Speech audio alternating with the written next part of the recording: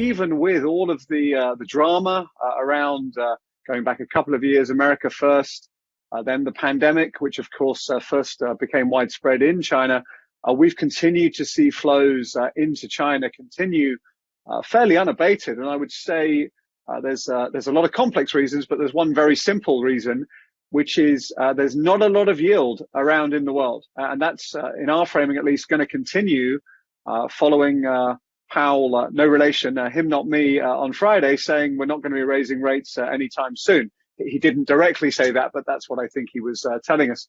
So this challenging environment of very, very low real and nominal yields, we at BlackRock think is going to persist for a long time to come.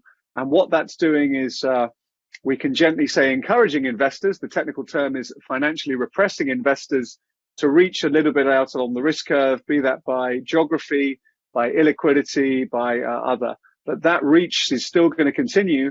And China, a stat for you, which I like, maybe you can throw this into your next dinner party. If you want a bond that yields more than 2.5%, slightly more than half of those globally are to be found in China.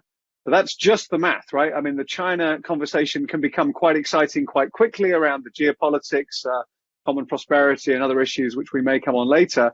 But definitely relevant is the brutal clarity of the math that if you're trying to solve for income to fund your kids' school fees or your own retirement or anything else, investing in European government bonds at minus 30 basis points or whatever the number is today is probably not going to cut the mustard, we might say.